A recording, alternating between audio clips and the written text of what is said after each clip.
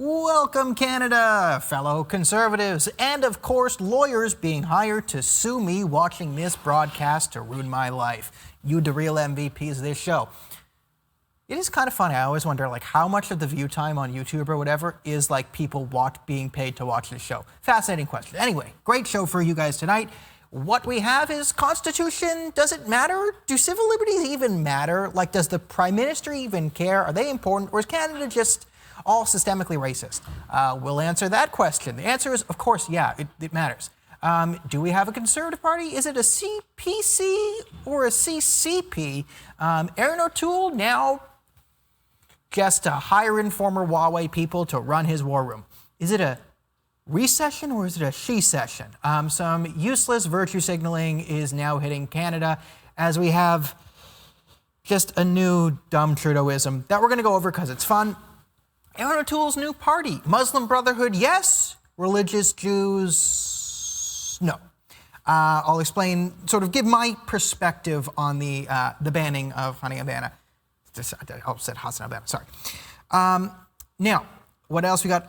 There's trouble brewing in the Middle East as Biden sets off a policy bound for disaster and war and chaos. I'm going to go into what the Biden administration is doing and why it is guaranteed to escalate tensions, increase totalitarian rule, and undermine the United States going forwards for decades. We'll also go over the lie that killed Samuel Party as there's new evidence, well, of course, that the girl who started the process of getting the Islamist mob angry, which then beheaded, with no connection to Islam. Yes, the person beheading him said his motivation was Islam, and yes, the mosques and the Parents Association said he should be assaulted because of their belief in Islam and he had blasphemed against Islam, but Islam has nothing to do with this, even though it was the stated motive of everyone in charge. And then to finish off, I'm going to go over my favorite thing, which should soon be your favorite thing, which is the super straight movement hashtag. I find every part of this hilarious, absolutely hilarious. Okay. So the number one story we're going to roll with is this stuff from Justin Trudeau. So we're going to play this clip in a second. This is Justin Trudeau being asked about the Meghan Harry interview, and you just have to listen to what he says in this interview about basically Parliament being built on systemic racism and colonialism and just having zero constitutional concerns about the civil liberties at this point revolving on COVID. And this is just a moral abomination for our Prime Minister. So let's roll this clip and just try and keep your head not exploding. I know you don't want to get involved in a constitutional debate. I know you don't want to comment on the royal family. But I would like to ask you, how do you reconcile your support for the monarchy with your stated desire to dismantle the legacy of colonialism in this country? There are many institutions that we have in this country, including that big building right across the street from us, Parliament, that has and is built around a system of colonialism, of discrimination, of systemic racism in all of our institutions. People want to later talk about constitutional change and shifting our system of government. That's fine. And they can have those conversations. But right now, I'm not having those conversations. All right, let's start with the latter half of that interview, because that's by far the most important part, where he's just not worried about the constitutional aspects at this moment. Now, in the midst of a pandemic, I can excuse this response in the first week, up to the first month, okay? You can say, listen, we're dealing with a crisis. There could be a certain crisis, let's say an asteroid breaks apart and fragments of it have hit parts of Canada and there's just absolute chaos and we just need to streamline a response and we're nationalizing different industries and taking over because people are dying and we have to get the fires out. You could say at that point, if I'm Prime Minister, hypothetically, guys, I'm not worried about the constitutional thing right now. There's lives on the line. We're pushing forward, okay? You get that in terms of emergency. Okay, so you have a pandemic. You don't really know. The WHO's declared a pandemic. You could say, for the first week, I don't think it's right. I don't think it's ever right to ignore the constitutional things around COVID. But for the first week, I can understand you're saying, listen, guys, we're just the primary focus of the government right now. We have to spend all our mental energy on the best ways to mitigate this pandemic and the best responses, and that's all where energy's going. We're gonna have to worry about the externalities of what we're doing. That's for a later date. I can excuse that, okay? I can excuse that. I don't think it's the best mentality to take, but I can take that because on the first week, you can have a legitimate excuse in week one of a crisis of like, listen, we are just focused on just pushing straight forward to like the best result. We're trying to save lives. And we can't really worry about the externalities now. Now, after a week, I find it unbelievable that you didn't have time to reflect on the philosophical and constitutional externalities of what your policies are doing, right? But for about a month, you can get somewhat of a pass. After a week, I have heavy skepticism saying, yeah, you probably have time to reflect on the constitutional externalities of what you're doing. After a month, there's no more excuse, okay? It's not that he's not just the thing is, he's just not thinking about it. Like he could say, listen, we're thinking about it, but our primary focus is on saving lives. Like that's not the right response, but that's at least somewhat understandable. If he was like, listen, we understand there's constitutional externalities and we're keeping that in mind, but our primary focus is saving Canadian lives. But we're 1 year in. We're not 1 month in. We're 1 year in. And he has not had time over the last year. There's not been a moment of downtime for Justin Trudeau, who takes more days off than anyone else on the planet, who goes off on vacation and he's off there in his little resorts and he's taking days off. And during one of his many days off, he has not had time to reflect on the constitutional externalities of what he's been doing during COVID. Not even, is this where we are now on the left? I ask this question seriously to, I guess, any left-wing people who still watch this show, or the lawyers who are left-wing who are being paid to is he going to say something about the Muslim Brotherhood in 15 minutes from now? So just hold on, right? Is this where you want to be, where your leader just doesn't worry about civil liberties concerns? Imagine 9/11, right? In the wake of 9/11, how George Bush said, and the Patriot Act. Let's say it's September. Okay, let's say it's October 2002. And George Bush is just not concerned at all about the constitutional impact of the Patriot Act. Do you think, if you're a left-wing person, you would accept that for a second? For 1 second, do you think anyone who claims to be liberal would accept George Bush saying that he is not concerned in the slightest, hasn't even thought about the constitutional implications of the Patriot Act? No, you know what? I can understand that on the first week, right? September 12th to September 18th, 2001. You can understand if George Bush is like, listen, we got to just do right now, we got to make sure there's no more terrorist groups, we got to find out who these guys are linked to, we just got to do some stuff because if there's another attack planned, right, if there's more terrorists, we got to learn where they are, is this the Taliban, is it Al-Qaeda, we got to find out if there are any more cells in the United States, and that is our primary focus, we're just going on that, we're trying to find, you know what, it's not the right thing to do, you should always be thinking about constitutional externalities in a free society. But for the first week after 9/11, you can say, okay, we can kind of understand how it was a crisis moment, lives are at stake, it can be excused, right? But once you get sort of past that, especially past a month after September 11th, it's the job of the president to start thinking of the constitutional externalities of the actions they take. Because as the leader of a country, when you start to do certain things, you start to throw certain rights and liberties, civil liberties out the window, it's very hard to put them back. So if you are supporting Justin Trudeau at this moment, you have to understand, or you have to at least take responsibility that you don't care about civil liberties. You don't. Your primary goal is the pandemic or something? And it's even a falsehood on that, because this is a guy who claims that there's more important things than worrying about constitutional externalities. However, this is the guy who has effed up every single aspect of the COVID recovery or the COVID plan. Now, let's take everything Dr. Theresa Tam, the WHO, and Anthony Fauci say as absolute gospel, okay? Let's just play this in a hypothetical game where Dr. Theresa Tam, Anthony Fauci, and WHO, and the Communist Party of China have not lied to us. They are the experts. They know best. They are lords and saviors. Fauci, Tam, the dictators. Okay, let's just take that to be true, all right? Now let's look at how Justin Trudeau, who has spent no time thinking about the constitutional externalities of what we're doing because he's solely focused on Canada. No, it was 15 days to flatten the curve. We're approaching about 15 months to flatten the curve. And I've gone into this before, but we'll do it again. The theory behind flattening the curve was such. you're not going to actually reduce the amount of cases long term. But let's say this is the curve and this is the line. So the line here on the curve that I'm making here, that is the sort of line of resources we have, right? The curve is the amount of COVID cases. This is resources to handle them.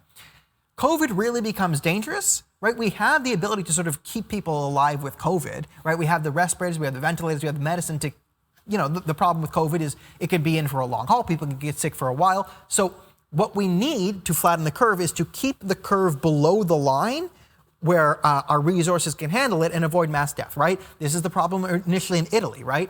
What happened is the amount of cases exceeded the resources available to handle those cases in a 21st century medical technology way. And that's why you saw heavy death rates start to spike in Italy.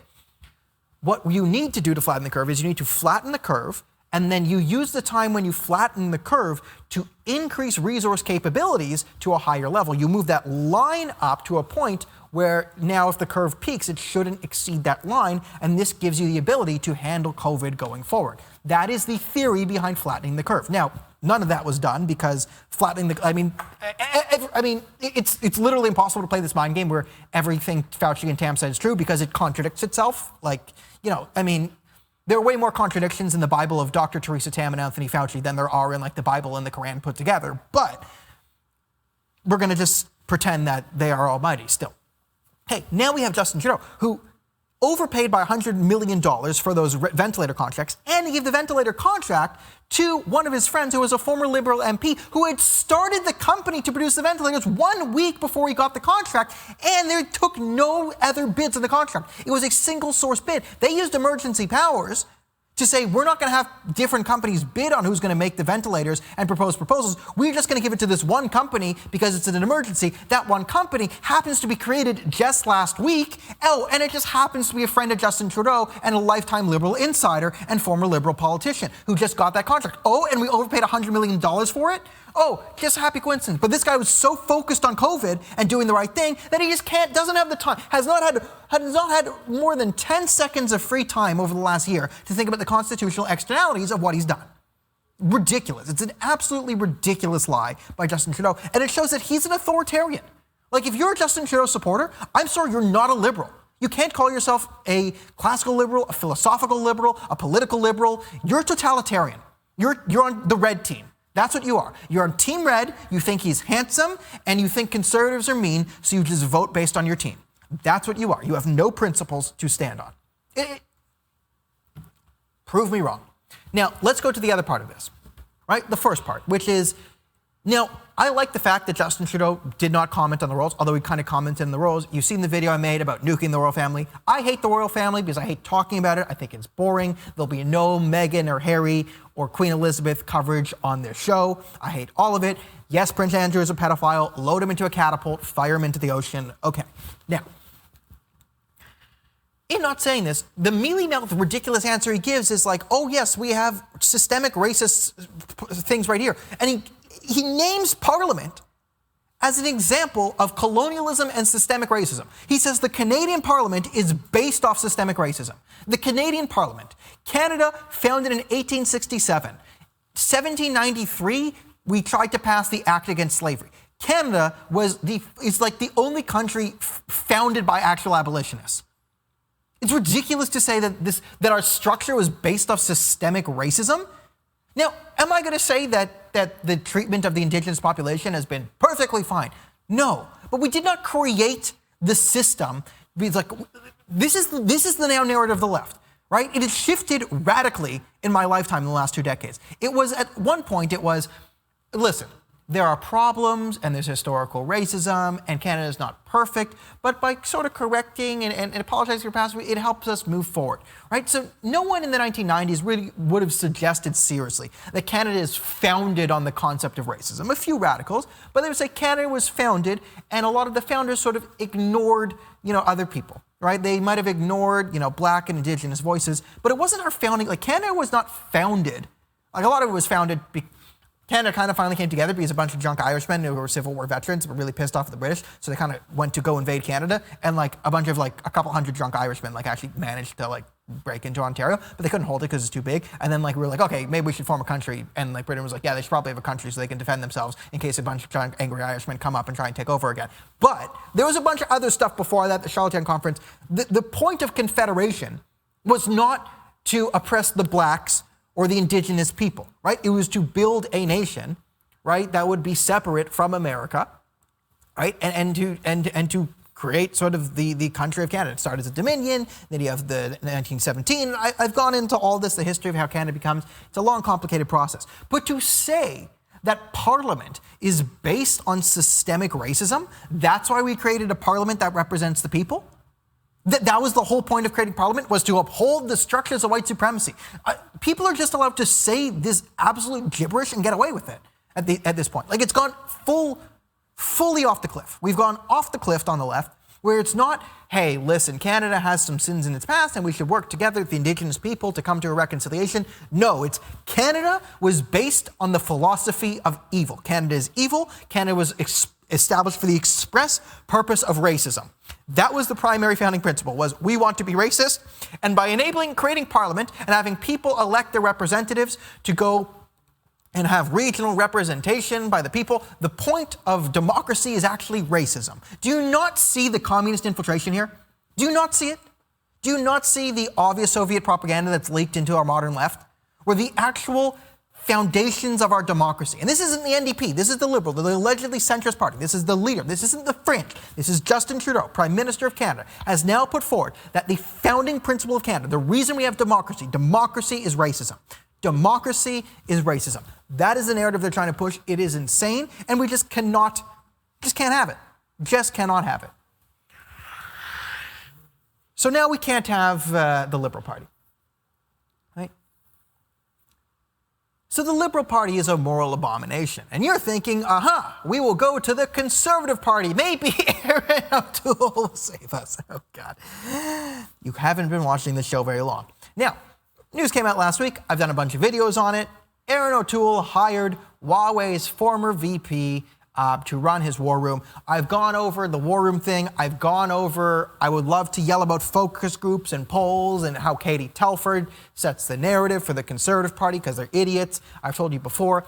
Listen, if you hate the Conservative Party, if you're a PPC person, not all of you do, but if you're a PPC person, a Liberal person, an NDP person, a Green person, and you hate the Conservative Party, you want to destroy it, the best way to destroy the Conservative Party is give them money. They will use that money to hire Katie Telford's focus group and friggin' drive themselves into the ground. They will build a gigantic gun and shoot themselves in the foot. That is what they're the best at. Okay. Now, obviously, communist China is bad. Now, Aaron O'Toole sort of ran as the tough on China guy in the primaries. And I said, bull, S-word. Not for a second did I believe that, right? National Telegraph ran an article exposing the communist CCP ties in Aaron O'Toole's team. They sent legal threats to us. Garnet Chinawee has his secretary call my phone. He wants to be... Mr. Tough on China there wants no association with an organization going after the Communist Chinese Party. He just wants to sort of pretend to be anti-China from his like protected little thing, say the things that the Communist Party of China allows him to say against them, be sort of a dummy opposition. Fine, Garnet, have fun doing that. But can we all now acknowledge that the Conservative Party is just under Aaron O'Toole? It's trash. It's absolute trash. Like, what is the conservatism here? Where is it conservative? On what issue? The carbon tax? He's for the Liberals' net zero thing. He's pro-carbon tax. I'm against Justin Trudeau's carbon tax. Don't be stupid enough to fall for that. He's against Justin Trudeau's carbon tax, which means he's going to repeal Justin Trudeau's carbon tax and use his own He's for carbon pricing, which is a carbon tax. Like, he's always been for a carbon tax. He just calls his carbon tax something different so he can claim to be against the carbon tax, and then the media will sort of support him on that because it's the media, and they hate Canada. But we now come to a new story and a new low with Aaron O'Toole. We all know he loves the Muslim Brotherhood, and the Muslim Brotherhood loves him. But we've hit a new no Jews allowed policy in the Conservative Party. So let's bring up this article, National Telegraph. Did the Conservative Party block a nomination of a candidate for being Orthodox Jewish? So this is an article in the National Telegraph. You can come up soon. And this is a Hani Erenbain. She was a candidate in Thornhill, and she was been barred by the Conservative Party for running. So I'll read a bit from the article. This week, the CPC decided to red light the candidacy of Hani Erenbain and is now facing backlash as accusations of religious discrimination against more observant Orthodox Jews began to mount. In her statement, Erenbain said, this is her saying, the CPC barred me from running, of course. I'm very disappointed. I find it shocking in this day and age that the CPC would exclude a candidate based off her religious observance. Now, Hani is a religious Jew, which means she observes the Sabbath. So on Friday night, when the first 3 stars in the sky appear, to Saturday night, so Friday night, to the beginning of Saturday night, she will not be on the internet. She will not be, lighting fires. She observes the Sabbath, so she doesn't work on Saturdays. Okay. So I'll read you her statement. This is her statement. Opposition to the Erenbain candidacy seems to have started with the CPC elite in Thornhill. In an official interview on February 24th, local Tories grilled her on the issue of her faith observance. Various Thornhill CPC officials repeatedly suggested that as a strict Sabbath observer, it would be difficult or impossible for her to effectively campaign in the upcoming election. Doubt was cast on her ability to properly represent Thornhill as an MP. If elected, her Sabbath and other religious observances were cited as causes of concern. Erenbain vigorously defended both the right and the ability of Sabbath observers to stay faithful to their religious observance while participating as equal members of a tolerant, multi-religious, multi-ethnic society. The sentiment that Sabbath observers cannot or should not aspire to public office in this country is a form of anti-religious bigotry, true. Pure and simple, said Erenbain. But for the CPC to allow such bigotry in such a way is to exclude someone from participating in public life. That is reprehensible. I agree. Now, I'm going to stay consistent on this issue.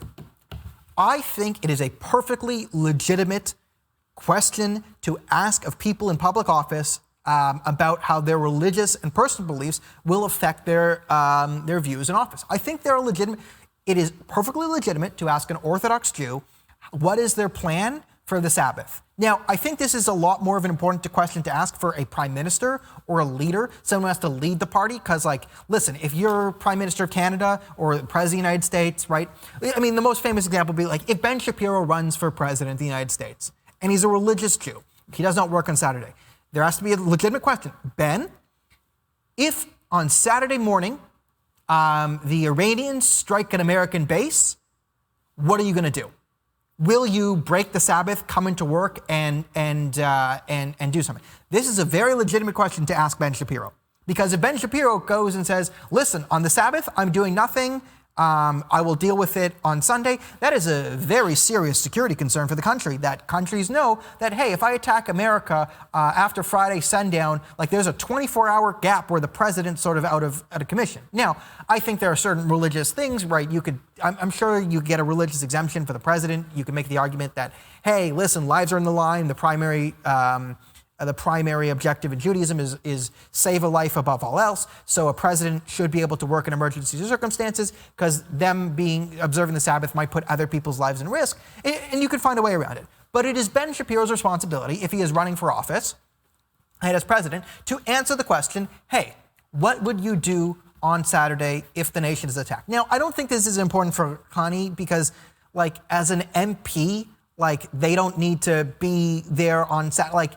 There's only very, very rare circumstances where an MP herself would be needed, on the Saturday in a crucial kinetic environment. That's more of a leader thing.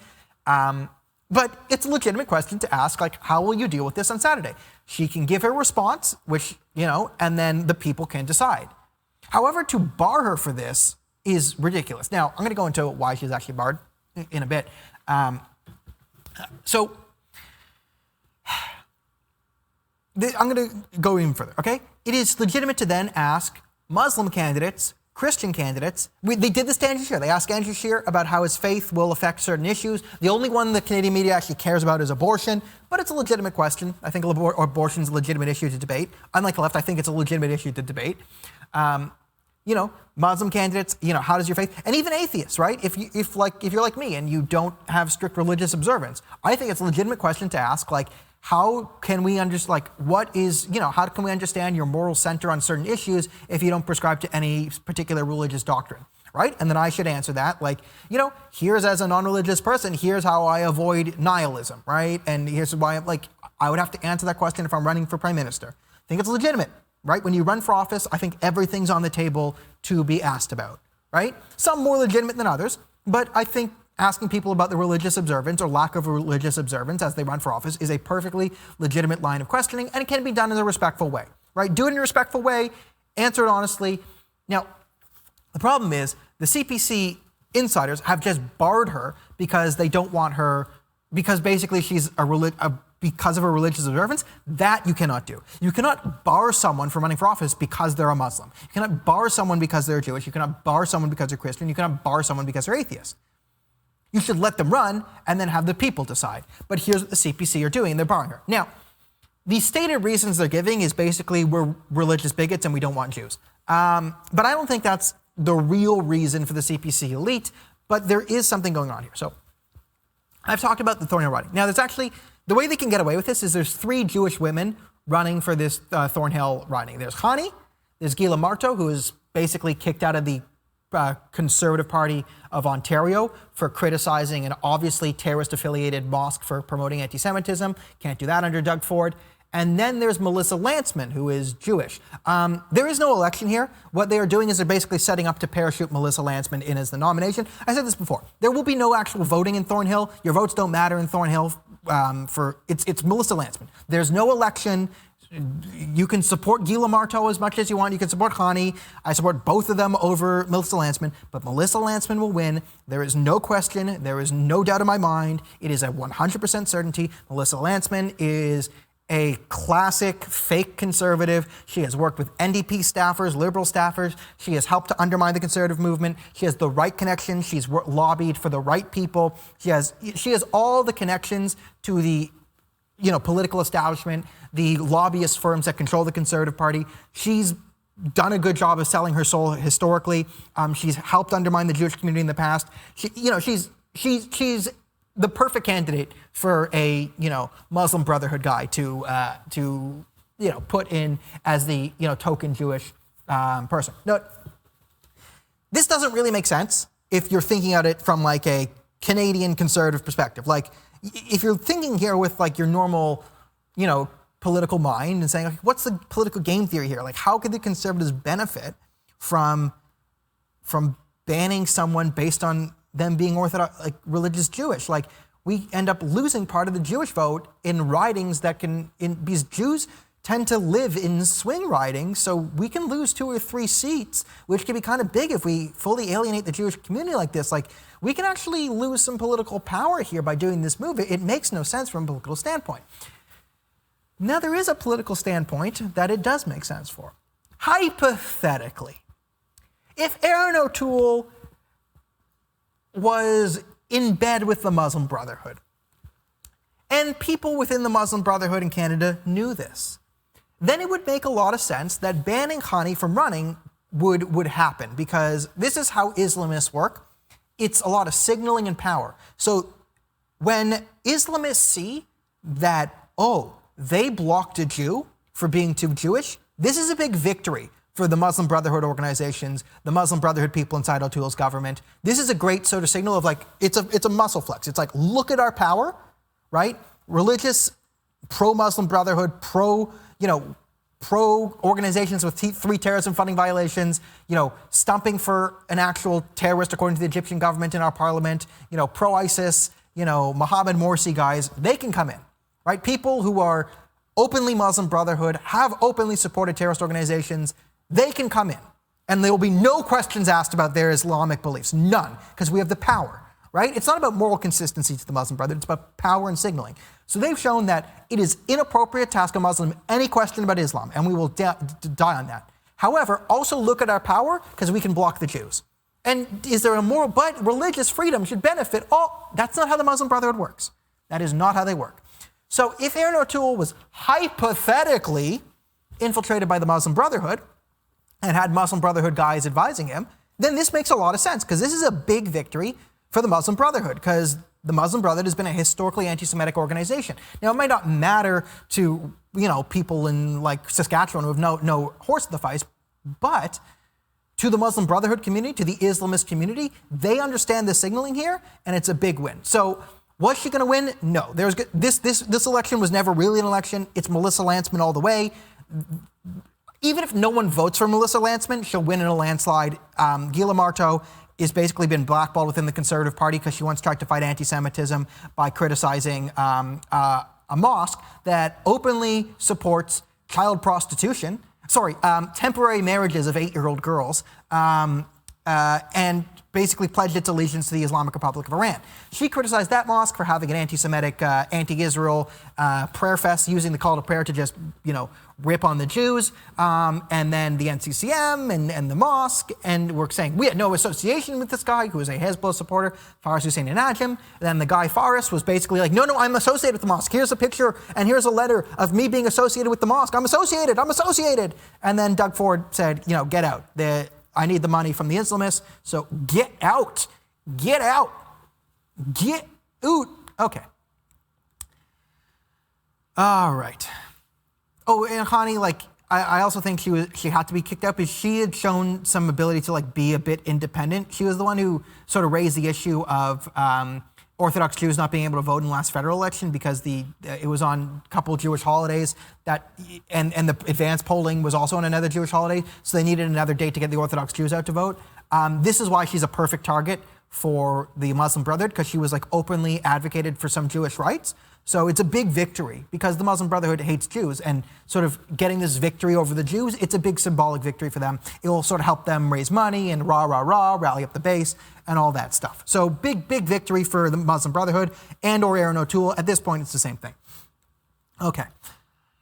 So let's go to the new dumbest thing in our world. She-session. I'm not going to play the clip because your head would explode, then my head would explode. And again, the studio here is very angry. Whenever my head explodes and my brains just go everywhere, they have to clean it up. It's not fair to them. So to avoid my head just exploding, we're not going to show the clip of the she-session, but here's the article just in the National Telegraph of, here's the she-session. Okay, so Trudeau labels, that's the honey one, next one, right? Okay, yes, here we go. Trudeau labels Canada's economic recession a she-session. I hate this. I absolutely hate this. Canada's been basically in recession for the last couple of years. COVID kind of delayed it because everyone else went into recession, but Canada was experiencing near negative growth for a while. We were growing at 0.001%, which is technically a recession, but just not covered in the media because then it would undermine Justin Trudeau, blah, blah, blah, blah. This is why people get frustrated during International Women's Day. If International Women's Day was a day to promote women and women's rights and places in the world like Iran where women are beaten and imprisoned for not wearing the hijab, and then the female lawyer who takes on the cases and defends women for not wearing the hijab, that is deemed illegal, and then she's thrown in jail because she tried to defend people who were thrown in jail and beaten and tortured for not wearing their hijab. Is this a priority on International Women's Day? Not even the slightest. Right? International Women's Day is promoted in the West to push left-wing political ideology. That's what it is. It's a day to push left-wing political ideology, and people who are not left-wing obviously see this and they don't like that. It's not that we hate women, it's that we don't want far-left political ideology to be pushed on us for an entire day, guised as women's rights. This is what frustrates us. I have nothing against women's rights. The equality of women. 2 thumbs up from Daniel. 3 thumbs up. Lots of thumbs up. All the thumbs up. However, the far left notions that they're pushing on International Women's Day, no thumbs up. So the biggest one is you get the ACLU saying, basically Women's Day, it's a day for men who say they're women, right? It's about transgender women now. Because screw women, this is a day for women. As I said, International Women's Day is a day for you to send death threats against women and lesbians who don't want to sleep with men.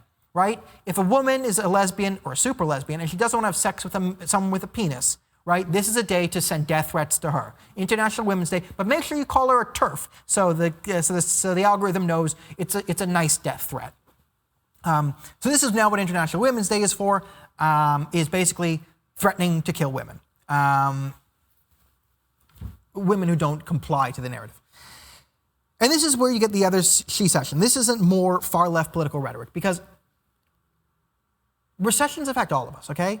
All of us get affected by recessions equally. Recessions and economics is not black people thing, it's not a white people thing, it's not an Indian people thing, it's not a Pakistani thing, it's all of us, right? And part of us, like, part of this is, if the country's facing hard financial times, that's for all of us. We should all band together, work together. But no. This recession, it's hitting women harder. The pandemic, it hits women harder. What evidence do we have? There's no evidence to push this. And the evidence they do put out, basically shows the opposite. That men are forced to find more work than a pandemic, and women actually have the luxury of going home and not having to find more work, and then, the men are feeling the more financial stress of the pandemic. But no, it's a she session, right? Because women are doing this. And even Aaron O'Toole went along with this narrative on International Women's Day. I showed his tweet and how it acknowledged the far-left axiom that, yes, the pandemic is harder for women. Ryan Long made a video on this. He did these a year ago. Ryan Long made videos going around pretending to be Vice News saying, yeah, we know the pandemic's harder for women, but listen, we don't have any evidence. We're just supposed to say this. So what do you say? And no one can really think of how it was harder for women, but it's just something we say. Right? This is the gaslighting the public. We all know that the pandemic has hit everyone. Everyone's been hit by the pandemic. And the people who have been most hit, it's a socioeconomic thing, right? The poor have been hit harder than the rich. The people with savings and the ability to do work from home have been hit a lot less hard than poor people who might have lost their job. Now you could say blacks are disproportionately poor, so it's a black, no, okay, maybe, but it's ridiculous. The real answer is it's a socioeconomic thing, right? Poor are hit harder than rich, the people with the ability to work from home, right? The New York Times columnist is hit nowhere near as hard as the construction worker was. This isn't a black and white thing. It's not a male or female thing. But we must pretend that everything is black and white. We must pretend that everything is male or female. And this is the type of nonsense pushed under the guise of International Women's Day that drives everyone crazy. And when you say, listen, I don't want this far left political rhetoric being peddled and then being purported as women's rights, you get labeled as misogynist. And it's ridiculous. It's ridiculous. It's divisive. They know it's divisive, but there is a radical contingent that will tell you that, yes, a recession is harder on women than men. What evidence do we have? None. This can't be a moment of us to come together, be like, the country's facing hard times. Men and women, black and white, let's work together. No, we can't have that. We have to divide everyone into different classes, and then we have to decide, the recession and the pandemic, it's somehow worse for black people than white people. It's no, it's a disease. It's a disease. It's the exact same. People are people. The recession will hit men and women, right? You have a family, a husband, a wife, 2 kids. They get hit by recession. It hits all of them. It's not just on the wife and the daughter. But this is the type of rhetoric being peddled as women's rights that make a mockery of women's rights. Again, there's legitimate issues to be talked about when we talk about women's rights. As I said, women in Iran are currently being beaten, kidnapped, and put in jail for failure to... I have a friend who was a nurse in the Islamic Republic of Iran. A nurse in the Islamic Republic of Iran. While she was in the ER, her hijab slipped, so we saw some of her hair. She was beaten by the religious police being a nurse, having her hijab slip. So not wearing a hijab. There's actual punishments in Iran for improperly wearing your hijab. And even if you're a nurse and your hijab slips, you can be beaten and imprisoned by the religious police. Is that something we could talk about on International Women's Day? No. We have to talk about how the government destroyed the economy, and it's not that, this is financial mismanagement of the economy. It's, no, this is terrible for women. It's yes, recessions are bad for women. They're also bad for, spoiler alert, everyone else. Literally everyone else. Drives me crazy. And now O'Toole's just gone along with this rhetoric. So now we have every major party. We got Jagmeet Singh, we got Justin Trudeau, Aaron O'Toole, all just pushing out this nonsensical rhetoric that, hey, yes, the recession, it's hitting the women. Yeah, men are losing their jobs too. Stupid. All right, moving on. Let's go to the story about Samual Party. So bring up this article from the National Post. This is going around now. So here's the headline from the National Post. I'll get into this article. French schoolgirl admits lying about teacher Samuel Party, who was later beheaded, and confesses that she hadn't been in class when the offensive cartoon was put in. So we'll go through this article because this was a pretty incredible story. If you remember, I was there covering the protest against France, the pro-beheading protest, essentially, on the streets of Canada. I was there. I talked to these people. I tried to get their perspective. And it turns out everything they believed was just an abject lie. So let's start. Another incredible twist has surfaced in the case of the beheading of Paris teacher last October. Samuel Party had just left school on Friday afternoon to go home to his 5-year-old son when he was accosted by an 18-year-old. The teacher had allegedly been identified to the man by 2 students aged 14 and 15 who had been paid $450 to point him out. The 3 had waited outside the school until Party left for the day. Party was a history teacher and geography teacher, and 10 days prior he had taught a class on free speech and blasphemy, as he had for many years. During that class, Party was said to have advised Muslim students to leave the room if they thought they might be offended by caricatures of the Prophet Muhammad that he planned to show. Depictions of the Prophet are taboo in Islam. 2 days later, a 13-year-old Muslim student at the school told her father about the class, saying the teacher had asked all Muslim students to leave the classroom. When she had complained, she was suspended for 2 days. Her father, Moroccan-born Bayam Chinaya, 48, complained to the school that the police about discrimination. His subsequent reaction online, in which he identified Party at the school, then sparked widespread campaign against the teacher. Prosecutors say there was direct causal link between the campaign and the murder. So I'm just going to pause it and explain this whole story to you, just in case you forgot it. I'm sure we brought up the article, but if you remember the Charlie Hebdo massacre. So Charlie Hebdo is a French satirical magazine. They had offended Jews, they had offended Christians, they had offended Muslims, and they had shown pictures of the Prophet Muhammad, the worst thing anyone could ever do in the world. And because of that, multiple jihadists broke into the office with Kalashnikovs and gunned them down. Now, the claim is, je suis Charlie, we all held pencils in the air. We also didn't address the actual issue, which is radical Islamic terrorism. Remember, at the same time that this was assaulted, there was another terrorist attack linked to the Charlie Hebdo shooting, where another terrorist went into a kosher supermarket and started to gun down Jews in what Barack Obama called a random act of violence. Not a targeted Islamist attack against Jews, but a random act of violence. It was so random that this jihadist went into a kosher supermarket expressly saying he wanted to kill Jews with the express motivation that Islam was his motivation for killing Jews.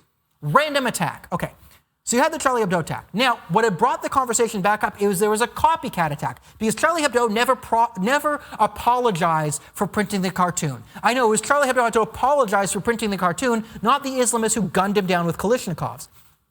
So there was another attack on Charlie Hebdo, another terrorist attack, where the express motivation of the people committing it was Islam. They said, well, committing the attack, their motivation was Islam. Does this mean all Muslims are terrorists? No, but it means that Islam as a motivation was probably involved in the attack by the people who said their motivation was radical Islam. Okay, now, what Samuel Party did is he wanted to have a conversation on free speech and blasphemy, which is a legitimate conversation that needs to be had in a country where certain segments of the population, if they even think there is an aspect of blasphemy, will be sent into a murderous rage.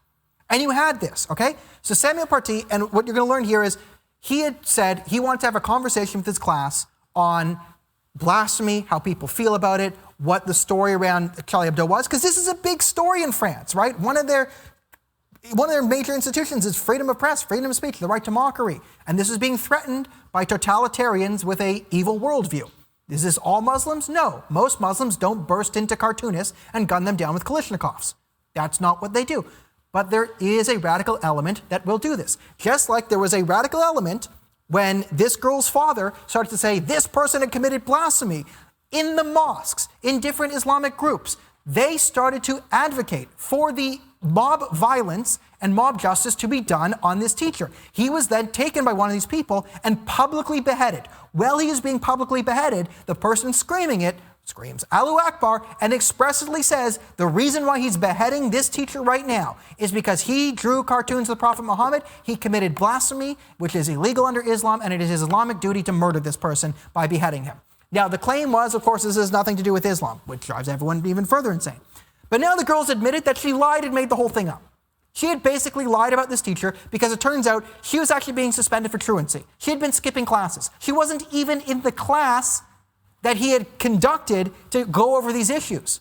She had missed that class. She skipped it. And then she lies to her father. Then her father goes and takes this, and then this thing of like, this teacher wanted to have a conversation about blasphemy. He takes this and said, this teacher showed pictures of the Prophet Muhammad. then whips up a mob. And again, there were mosques and religious leaders who actively whipped up mobs in furious rage to go after Samuel Party. So you want to tell me this has nothing to do with Islam? I'm sorry, you're lying to me. Is this every Muslim? No, but if we can't have this conversation, don't expect reasonable people to come to reasonable conclusions if the only people allowed to have the conversation are people who are screaming the loudest. And I know I can scream pretty good, but here we go. Okay. So BBC reported that according to the evidence given by the girl who had seen the French media, she didn't see the cartoons. It was a girl in my class who showed them to me. She lied because she felt trapped in a spiral because her classmates asked her to be a spokesperson. Her lawyer told the AFP. So again, every part of this, even though the National Post is trying to play it off, but every part of this confirms the narrative that there's a significant problem with radical Islamist beliefs. Is it all Muslims? No. But you have a problem where the students here had lobbied the girl to sort of push this narrative that this teacher was a horrible person because he wanted to have a conversation about blasphemy after the fact, and he'd been doing this for years, but after the fact that there had just been widespread assassination murders committed on the excuse of blasphemy. So Party's killer, Abdulka Azarov, a radicalized Chechnyan migrant living in Normandy, The Guardian reports on August 16th, having read about the teacher, he went to the school in the suburb of Paris, paid 2 teenagers from the school to identify Party, the boys too young to be named. Good. Are 2 of 7 people police are attaching the killing. More than 80 people who posted online messages supporting Party's killer are also being investigated. Again, there is widespread support for this killer, and that's not being talked about. And then we had people in Canada, we had imams in Canada saying that the worst part of this was that this teacher was allowed to exist in the first place. You had actual religious leaders with thousands of followers saying that basically excusing public beheading and saying the worst part of this was the blasphemy, not the beheading, right? And this guy's still teaching in Canada. And then the father told the police that he had been idiotic, stupid, never thought my messages would be seen by terrorists. I didn't want to do harm to anyone with that message. It's hard to imagine how we got here. I've lost a history professor and everyone blames me. This is the lawyer talking, but this is a lie. I never thought my message would be seen by terrorists. Fine. I didn't want to harm anyone with that message. Yes, you did. Yes, you did. You actively participated for days and weeks in mob riots, inciting actual violence and retribution against this teacher for the crime of blasphemy. You are not a French citizen in that, because he had taught kids about, the proper ways to respond to blasphemy and how to deal with it and what type of conversations. He had even offered the Muslim students that if they didn't want to participate, they didn't have to, but left room for them to participate if they felt they were able to look at the cartoons themselves and make up their own minds. And then you whipped up a mob, participated in that mob, mobs in mosques too. And I didn't think any harm would come. So when you were advocating for violence to happen to this person and retribution and punishment, what did you think was going to happen? What did you think was going to happen? So it turns out that all the Islamist propaganda of, it wasn't really, turns out everything that the Islamists told me at that rally was an abject lie. Everything was an abject lie. Shocker of the day. Absolute shocker of the day. Okay. There we go. All right. Now let's move on. Okay, second last story. Biden's Middle East policy. Horrible, disastrous. Now, a couple weeks ago, I was screaming because Biden did not respond to 3 attacks on American bases by Iranian forces. Then he did, and I said, good job, although it's the bare minimum. Then Iran started to attack again, and he has not responded, right? So Iran has sort of basically been able to assert dominance of the United States. We are re-entering the JCPOA, the Iran deal. Global thermonuclear war will be a possibility in the next 2 decades. You will definitely see increased violence, especially in Yemen and the Persian Gulf, because the proxy wars there will heat up because there has been basically a bomb placed at the border of the Gulf states. And it's not just the JCPOA allows Iran to gain nuclear weapons, it also allows Iran to gain intercontinental ballistic missiles, which is a big problem. So one of the reasons why sort of the conflicts can sort of stay a bit contained in the Middle East is the Houthis, Hezbollah, Hamas, they have pretty low-grade rocket capabilities, like the Katyusha rockets. Israel's Iron Dome is not designed to take down high-grade ICBMs. They're designed for sort of low-grade, slow-moving missiles. And yes, hopefully the anti-battery systems get upgraded. But they're currently not designed to deal with ICBMs. Now, in the Iran deal, at the 8-year mark, Iran will have the ability to manufacture high-grade intercontinental ballistic missiles and high-grade weapons technology. Iran has a history of sending those technologies to their proxy terrorist groups for the express purpose of world domination. That is what the Quds Force says their job is. Their job is to spread the revolution to the world and create a caliphate based and led by the Ayatollah Khomeini. That is what their express mandate is. They do this by, in their words, finding cells of resistance. This is any Shiites that go, they train them, send them money and weapons, and use them as proxies in international debates. This is the Houthis. This is how a random tribe in Yemen was able to overthrow the Yemeni government. They were trained by the IRGC, given weapons and money, and enough weapons and money to overthrow the legitimate government of Yemen, and then being used as a terrorist proxy firing missiles at Saudi Arabia. How long do you think Yemen will last if the Houthis gain the missile capabilities to reach Riyadh from where they are? Because that will happen in 8 years if Joe Biden enters the JCPOA, or re-enters the JCPOA. That means there's an 8-year time bomb. That means the Saudis have to go to the war with the Iranians or the Houthis or an even wide-scale war if they want to avoid their major cities being under consistent rocket fire, like the Houthis have said they will do.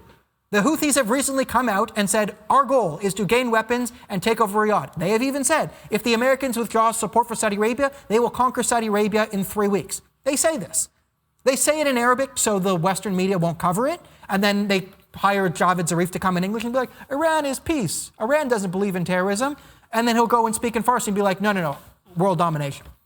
And the New York Times, Washington Post, they're all dumb enough to eat this up, or corrupt enough to eat it up, whatever you want to pick. But the big problem with Joe Biden is not that just he's enabling this, but he's given a stand-down order to the American allies to push back against Iranian proxy aggression. This is catastrophic. This is absolutely catastrophic. This means he has openly signaled that it is go season for all Iranian proxies to attack Israel, Saudi Arabia, the UAE, Bahrain. All of these countries are now under heavy threat of jihadist terrorist attacks. And they now know that the Americans are not coming to their aid and actively undermining them. You now have a disastrous point in America where America is going to lose all regional control, all of it. Because if you're the Saudis, if you're the Israelis, if you're the UAE, you cannot trust the Biden administration. You saw this under Barack Obama. Barack Obama leaked information to the Iranians. He leaked Israeli intelligence to the Iranians to protect terrorists. This means the Saudis, the UAE, Bahrain, they're not going to be sharing any information in the United States, and they're going to have to form their own sort of defense coalition. Now, if you're a complete isolationist, you're like, yay, they'll defend themselves. But it's not a good thing when the United States loses regional control. One of the reasons why Saudi Arabia is starting to modernize so quickly is because America had the upper hand under Trump. One of the great ways to sort of increase the sort of human rights in the Middle East and worldwide is oil development, right? When the Americans had the ability to sort of pressure the Saudis by increasing their own oil capacity, right? Again, this all works in power dynamics, but Saudi Arabia can dictate American policy if America's undermining their own natural resources, right? If America's reliant on Saudi oil, it means they're reliant on Saudis to dictate foreign policy. If America's not reliant on Saudi Arabia, and Saudi Arabia is smaller than America, well then Saudi Arabia becomes reliant on America to dictate foreign policy. And foreign policy in the Middle East, as dictated by America, will be a lot more moral and just and less warlike than if it's dictated by Saudi Arabia and its sort of Arab coalition. But you're going to have a complete break from U.S. spheres of influence if Joe Biden continues to pursue this path. And he's given the stand-down order to all the U.S. allies, which means you're not going to have U.S. allies any longer, because if he re-enters the JCPOA, that starts an 8-year timer towards war. There's an 8-year timer towards a wide-scale war that the Saudis, the Israelis are not going to accept because Iran wants that war. So expect chaos, because Joe Biden is, if he re-enters the JCPOA, which he wants to do, if he gives a stand-down order to the allies, which he has, it is an absolute recipe for chaos. And I mean, called it, and I hate to be right on this one, but expect wars in the Middle East coming up. All right. Oh, it's already happened. So my next favorite thing is, okay, we're finishing off this. My new favorite thing is the super straight movement. I love this. I was going to put a link to the subreddit of the super straight subreddit, but they've already nuked it. Let me just make sure that it's there. But this is my new favorite thing. Yeah, it's been nuked. Has it been nuked? Yeah, it's, there. No, I misspelled. Are super straight phobic super straight humor? Yeah, okay, they knew, super straight got banned. So this is my new favorite thing, and I liked it because I knew they were going to get banned occasionally, but the super straight movement is absolutely fantastic. It has been what I've been waiting for, because it has used the language of the radical left directly against them. And it started on this because the radical trans movement started to argue that if you are a man and you won't date a trans woman, so if I'm a man and I won't date a girl with a penis because I'm not attracted to that, I'm not really straight, because that's a real woman. So I'm not really straight. So then people finally said, okay, I'll create a new sexuality called super straight, which means I'm only attracted to cis women. And then if I'm not really straight because I'm not attracted to trans women, well, then I'm part of the LGBTQS++ community. And then the super straight community started as a super community for super gay, super lesbian, and super straight. And it was the funniest thing I've ever seen. And I encourage you all, on the next census you have, when they ask you to self-identify something, pick super straight, or if you're gay, pick super gay or super lesbian. It's the absolute funniest thing. I wish I could share this thing with you because it will come back in some way. But of course they banned it, right? I just thought it was the most beautiful thing. So if you're looking for something to brighten your day, Google this whole super straight thing. It is absolutely hilarious, and I highly recommend that we go down this pathway, because it is some of the funniest memes you'll ever see. So that's it for today's show. I want to thank everyone for being here, especially the lawyers paid to watch this show. I hope you got some good stuff to claim malice against me. We will be back next week, next Wednesday, 8 p.m., same bad time, same bad place. Good night.